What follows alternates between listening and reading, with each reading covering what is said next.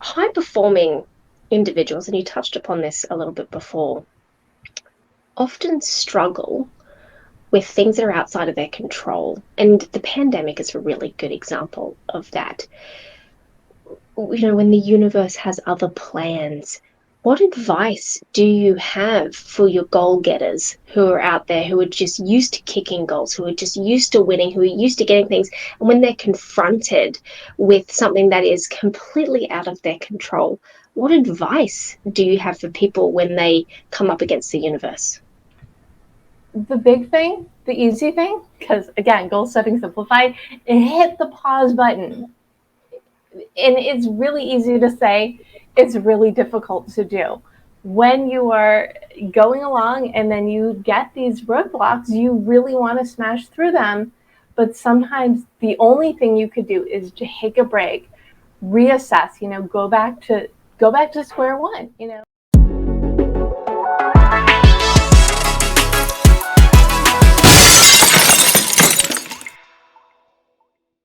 Hello and welcome back to Break It to Make It, your destination for meeting interesting people who have thrown out the rule book, failed forwards, or taken the road less traveled to come out on top. Today, we're talking about goals. Goal setting is everywhere. We set goals for our careers, our health, our lives in general, and it seems like modern society is always encouraging us or pushing us to think about that next milestone.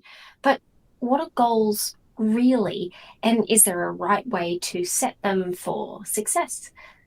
Let's find out. Today's guest is a goal strategist and the award-winning author of Your Goal Guide, a roadmap for setting, planning, and achieving your goals, and creator of the DEB method. She has spoken on stages for TEDx, Von 3, Agora Pulse, and more. She's the host of the Goal Chat Twitter chat, Goal Chat live show, and the Deb Show podcast. Welcome to the show, Deborah Eckerling. Well, thank you for having me. I'm really excited to chat with you today. It's so nice to see you again, Deb. Thank you so much for agreeing to share your expertise with us today. Deb, experts define goal setting as the act of setting a target or an objective that you wish to achieve, which, is fair enough and it makes sense. But is there a more useful way to think about setting goals? There is. And it really just boils down to this. You can't get what you want unless you know what that is.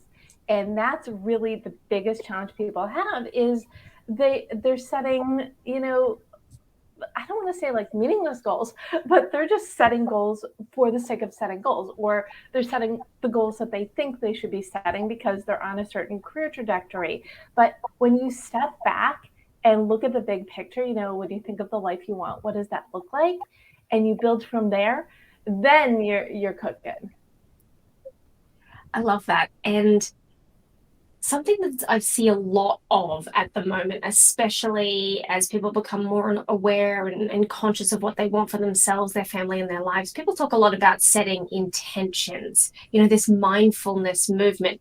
Is there a difference between an intention and a goal? Well, I believe you set goals to realize the intentions. So it's a little bit chicken egg. So again, when you think about the life you want, what does that look like? That is where the intent piece comes in. So you think of the big picture and think of where you are and where you're going, and you set the goals to make that intention, the life you want, a reality.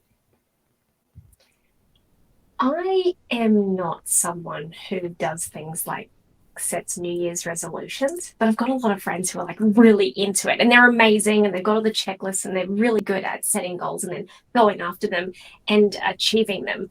I'm one of these people who tends to, I don't want to set myself up for disappointment. And so I'm a little bit cautious to do that. And I wonder sometimes, does the relationship that a person has with a goal or with goal setting in general impact on your ability to achieve them? And do you see that often? Well, a lot of people do think of goal as a four-letter word, and it is. Goal is a 4-letter word, but it's one of those things that everybody does have their own relationship with it. And I've had people, they're like, oh, I hate goals. And then we talk and I'm like, but you set them all the time. They just don't use the G word. So it's really about your relationship with it. And you mentioned the beginning of the year.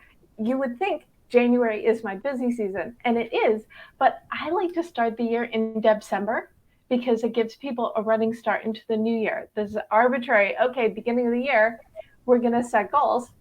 Okay, fine. By the end of the month, maybe by February, people's goals have gotten thrown out the window.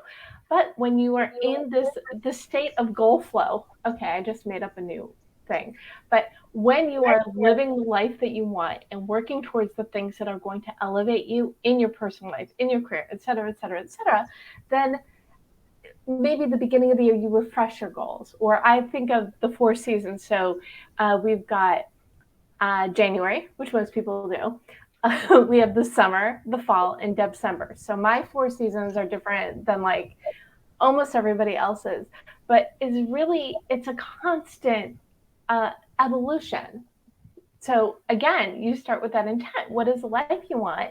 Your goals are going to evolve. Maybe you need to do something different to get whatever it is you intend to create into the world, but you still have that mission behind what you're doing, which I'm getting a little bit ahead of myself. So you start with the intent, the mission behind what you're doing, and then you do the things to turn the life you want into reality. And yes, the people who set goals in January and they've got their list, good for you. But just remember, just because you fail by February, it does not mean you have to wait till the next year to start again.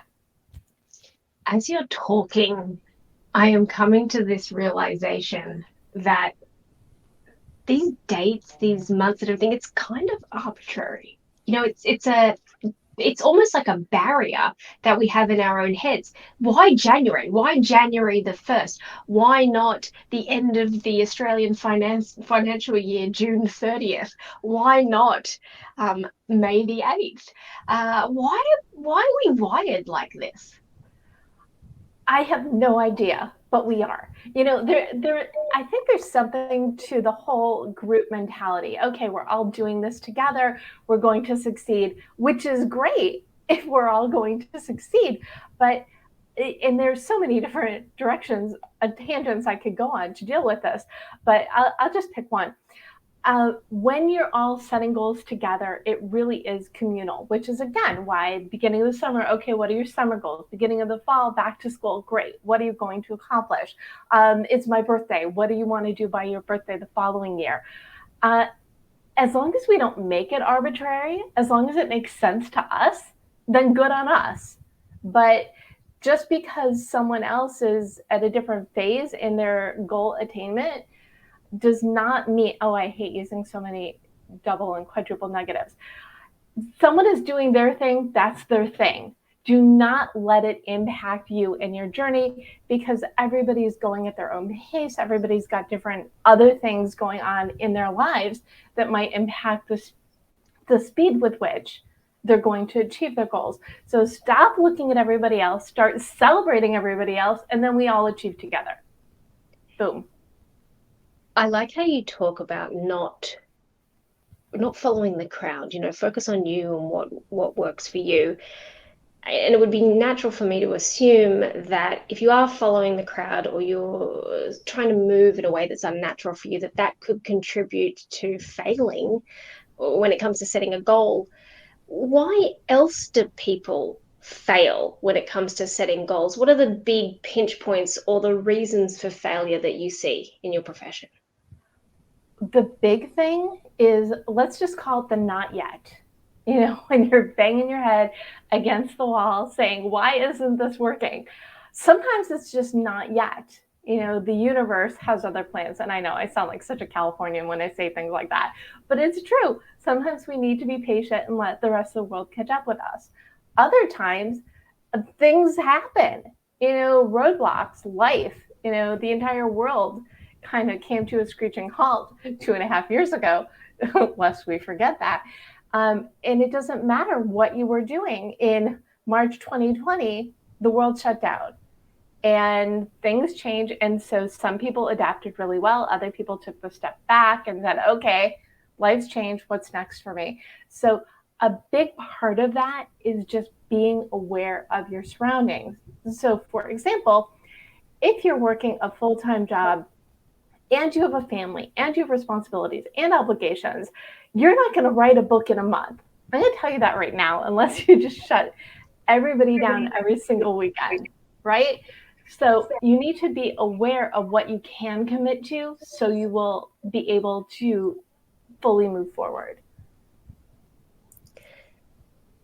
Is goal setting a team sport? So you talked a little bit about being aware of your surroundings and that kind of thing.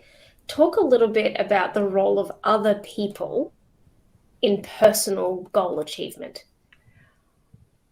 Okay, well, and it is a doozy because we have our champions and we have our detractors. And one thing, and you hadn't mentioned this before, just now, when you're saying, you might be going in a path and it hit the roadblocks.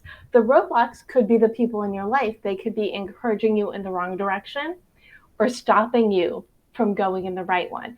So when you're setting goals, it's so important to know, you know, who you are, what you do, how you help, all the important things behind the mission, behind what you're doing, whether it is for yourself, your personal goals, for work, for projects, whatever it is. You start with, if you have done the groundwork, if you know what it is you are working towards, great, excellent. That way, when those detractors come in, you can be like, yes, no, you have enough, you're objective enough to be able to say, oh yes, this is a great idea, thank you, or thank you from the feedback, smile, and walk away. So knowing yourself and what you're working towards, super, super helpful. By the same token, it's so good to have a supportive environment. And sometimes it's your family, and sometimes it's your team at work, and sometimes it isn't. You need to go find other communities. I got my start leading a writer support group back years ago. I was doing events for Barnes and Noble, and the point of the group was every week, okay, what did you accomplish? What are you working on? How can we support you? And so many times people would come in and be like, I'm so glad you're here. My family doesn't get me. So if your family doesn't get you, I'm sorry, but guess what? I do. So if you're relating to this, please join. I've got the writer support group evolved. It is now a group for writers, creatives, and entrepreneurs for goal setting, productivity, and community. So you can find Write On online on Facebook, and every day I do a different thread designed to help people share what they're working on. But my favorite is Toot Your Horn Thursday. What's your biggest win this week? Because there is a community to support. And it's the same thing with my Gold Chat Twitter chat. That's the first question after intros. What's your biggest win this week? And seeing that community be supportive, that's what community is for. Encouraging, supporting. And yes, there is a time and a place for getting feedback and critiques, but sometimes it's just a matter of, let's get the pom-poms out and cheerlead you for working towards the life that you want. You've done tremendous work with the creative community, and that's one of the things that I find so fascinating about your approach and how it was born. It's slightly different to some other methods that we might know about. And I've got so many questions swirling through my head, but my first one is, can you talk a little bit about whether or not there's a difference between, say, entrepreneurs and creatives or writers or artists, and how people in that community work towards goals versus, say, a professional athlete? Yes and no. Wait, it wasn't a yes no question. Um, and, and this is what I do differently, as I focus on that foundation, and I think that is the same for everybody. Goes back to get what you want. You need to know what that is. Who are you? What makes you unique? And what is the mission and the motto behind why you're doing what it is that you're doing? And I think that is the same for everybody. I know athletes are or so I've been told, very vigorous in training, but it's the same thing. I want a medal. I want to be an Olympian. I want to win. Great. What do you need to do? What is it going to take for you to accomplish these goals? That is the same for people in business. It's the same for creatives. It's the same for everyone. You need to know what you want. You need to start, everybody needs to start at square one. And you talked about goal setting being a team sport, and we've got the fans and we've got the detractors. What about an accountability buddy? I see stuff often, people going through, and especially around January, just after December, where people are like, okay, I've set a goal for myself and my Facebook's on fire. Just like everybody sharing their goals, by telling people about them, it'll help keep them accountable. Or people saying, hey, will you be my gym buddy? Or will you be my accountability buddy? What's your perspective on the role of an accountability buddy? Is it a thing? Is it not a thing? It's a thing if you want it to be a thing. As I mentioned before, I have different ways of sharing my accountability methodology. I have different places, and again, I've had this right on online, this Facebook group for years, and then in 2018 I started the Gold Chat Twitter chat because not everybody is on Facebook. So the purpose of them both is the same. It's like, what are you working on? Share your wins. Let's support you. If you have an accountability buddy, great. Find someone, and this is really the challenge. It can be similar but different than you. It can be a peer. You're working together on projects, or you're working simultaneously on different things. I think it's really important for your accountability person to be someone who gets you, but is also working towards something, because they will get you, right? So, and for your accountability, people do it in different ways. You can have a 5-minute phone call once a week. What'd you do? This. Great. What'd you do? This. Great. What are you doing for next time? This. Awesome. What are you doing? This. Great. Write everything down. Go. It does not have to be a long conversation. It can be, but for the purposes of accountability, you just want a touchstone. And if you're not comfortable with an accountability, you can be your own accountability buddy. I like this thing. I call it a win list. So it can be either a notebook or a Google Doc. The only requirement is you want it one place to put all this information. But every day, at the end of the day, write out 1, 2, 3, 5 wins. I know I skipped 4. Write out a couple wins every day, because that's going to keep you motivated. And as you're going through this slug, because we've already decided, sometimes it takes a long time to get where you're going. But when you write down your wins and you track your progress, it's going to keep you motivated. So if accountability buddy works for you, awesome. If you want an accountability group, you are more than welcome to join one of mine. Or if you just want to be accountable to yourself but if that's more comfortable for you, do it. Write the wins, but look at it. So at the end of the month, when you're like, oh my goodness, I can't believe I'm not famous yet. Why haven't I been discovered? Oh, wait, I did all these things. Great, I'm on the right path. I'm just going to keep going. So whatever it does, whatever works for you, do more of that. That's perfect. And that the creating time and space to celebrate progress as a win is such a powerful thing, being able to reflect on the work that you've put in. It's all worth something. And it starts with you realizing that it's worth something and not looking for that external validation. Yes, it just starts with choosing yourself.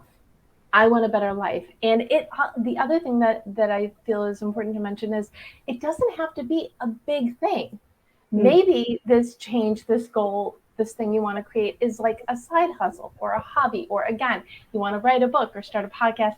It might have nothing to do with your personal life, or it might have nothing to do with your professional life. It might just be something that you want to do for fun that is going to give you the energy and the motivation to do all the other things that maybe aren't as exciting. Maybe the goal is to find a new job, maybe the goal is to build a business, or maybe the goal is just to do something fun that enriches you, that makes you happy, and then that can spill out over into the other parts of your life.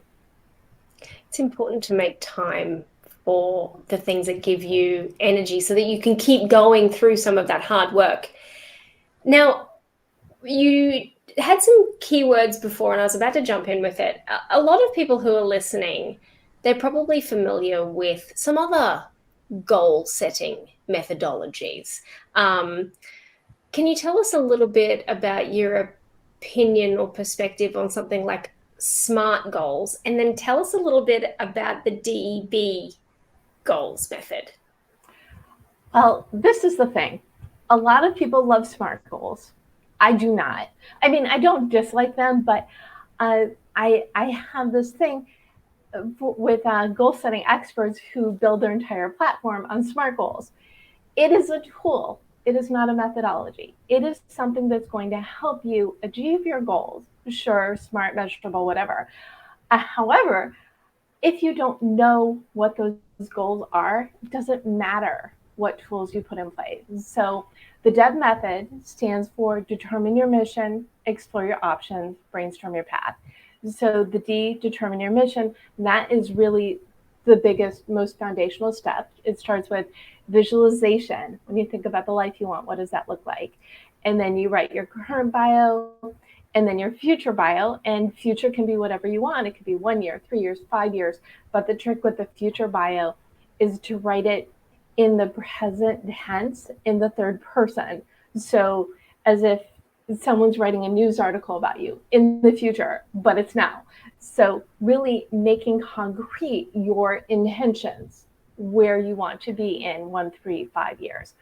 And from there, create your mission statement. And we've all worked for companies that have had mission statements, but how many people take the time to create either a personal mission statement, a professional mission statement, or both? And for the purposes of this conversation, think about your professional mission statement. Who are you? What makes you unique?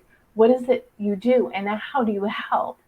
And that's the key, is the help. What are you putting out in the universe?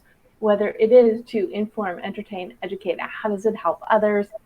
And from there, you want to drill it down to a motto, because most mission statements are going to be very long, which is fine. But you really want to put it into really simple terms, because that is your compass as you go through this journey. So, for example, my mission is to use my background, my experience, my books, my workshops, my consulting to help as many people as possible figure out what they want and how to get it so they can live a better, more fulfilled life, and in turn help others, or something like that. My motto is goal setting simplified. So everything that I create, whether I am designing a workshop or my book, is such an easy consumable read. Worksheets, just a fun, well, there's a road trip theme. So it's just a fun way to take your goal journey. So everything that I create, and even the way that I speak, it's simplified, because changing your life is challenging enough. The instructions need to be easy. So I made the instructions really easy. So when you start with that foundation, then explore your options. That's, okay, you want to create this. What does that look like? I want to be an expert. Do I start a podcast? Do I write a book? Do I do speaking? Then you analyze what makes the most sense for you, settle on the goal, brainstorm your path, write everything out, divide, conquer, put a plan in place, boom, do the things, achieve your goals. The first piece, and I think this is something that really, at least personally from my perspective, really sets you apart from other goal setting experts, is that introspection at the beginning, that deep work around determining your mission. And I think before meeting you and before starting this podcast, I underestimated that. I am gobsmacked at all of the amazing people who come on this show and talk about where they've gotten to. And so many of them have an origin story. And the key theme for the last 6 episodes has been I was living a life that wasn't for me. it's like Dirty Dancing. I joke about that a lot. Like, that's how my career was. How did I get here? I carried a watermelon. But a lot of people, they end up living this life that was either set out for them. Their parents wanted them to be doctors, or they went to school for, their big boy job. And then they woke up in a life where they checked all of the boxes and that they should be happy and that this should be great. But then they realize there's something niggling at me, there's something missing. And then they go and they do that work that you talk about starting with, and then they explore their options, they brainstorm their path, and then next minute they're winning a dance competition with Patrick Swayze. They're building amazing businesses and they're having a great time. And so I really, really love that. And I love that gift that you're giving to our listeners today about starting with that determine your mission. Now, high performing individuals, and you touched upon this a little bit before, often struggle with things that are outside of their control. And the pandemic is a really good example of that. When the universe has other plans, what advice do you have for your goal getters who are out there who are just used to kicking goals, who are just used to winning, who are used to getting things? And when they're confronted with something that is completely out of their control, what advice do you have for people when they come up against the universe? The big thing, the easy thing, because again, goal setting simplified, hit the pause button. And it's really easy to say, it's really difficult to do. When you are going along and then you get these roadblocks, you really want to smash through them. But sometimes the only thing you could do is to take a break, reassess, go back to square one. What is my mission? Why is the fact that this isn't working? Why is that bothering me? Because and this is why I love the whole mission and motto thing, is as you're going through exploring your options and seeing what's next, you can call back to that mission. It's like the best decision tree. Okay, should I do this? Is it in alignment with my mission? Yes, great. Is it in alignment with my mission? No. Okay, in those cases, you have to ask yourself, is there another benefit for me? And it's fun. That's a benefit. It could be something else. So as you're going through life, and when you get, when you find yourself flat on your back and, oh my goodness, what's next? Go back and retake that inventory. And sometimes you just need to take a little break, and then you can, pick yourself up, dust yourself off, and move forward. It's Beautiful. That's pumping the brakes and pushing pause and giving yourself that grace and time is such fantastic advice. I'm having such a great time talking to you, but we are reaching the end of our time. And so before we do wrap up, I want to move on to our final thoughts. We always like to give our listeners a little bit of a gift, and you've given so many great ideas. For anybody who is reaching our time today and saying, you know what, Deb's really inspired me. I'm going to go out there and I'm going to set some goals, but I'm really going to achieve them this time. If you had to synthesize maybe a first step or a first action, what would you recommend? The first step is to go to your calendar, make an appointment with yourself to work on your goals, determine your mission. Think about what it is that you want and what it is that you believe you need to do to get there. So I guess it's give yourself the gift of time. Put an appointment in your calendar, one that you're going to keep, and it could be 15 minutes, it could be a half an hour, but make it an ongoing appointment. So when your alert goes off, okay, it's goal time. And this is the rule. If you have to move the appointment, you can, but you can never delete it. So set the goal appointment, do that groundwork, but allow yourself to dream and think about all the possibilities. Because if we've learned one big thing we've learned over the last couple of years is everything's attainable. Everything's at your fingertips because you're connected. All the knowledge, the resources, the cheerleaders, the friends, the support systems, everything is out there. You just have to choose yourself, make a plan, and then turn it into reality. Simple. Thank you so much. Deborah Eckerling, everybody, what an amazing gift to us today. And the one thing that I'm taking away from you is everything is at your fingertips and you deserve it. And you need to start by giving yourself the time and taking it and giving yourself permission to go out and start the journey to achieve those goals. Absolutely amazing. If you would like to hear more from Deb, go and check her out on the Gold Chat Live and the Deb Show podcast. And of course, read her book. You can see it in the background behind her. It's available wherever you like to buy good books. Also, follow her on her favorite social at the Deb Method. So on all good social media, that's where you can find her. And that again is at the Deb Method, and her website, of course, or where her and I met. Go and connect with her on LinkedIn. I hope we both get to see you there. And don't forget to tune in right back here every single week where we get to meet more amazing people. Deborah, thank you so very much for joining us and giving us the gift of your expertise and your time today. Thank you again. Oh, thank you so much for having me. And everyone, if you're tuning in, just remember, you can do it. The power, it's all in your control. Wonderful. Happy goal setting, everybody. Yeah, happy goal setting.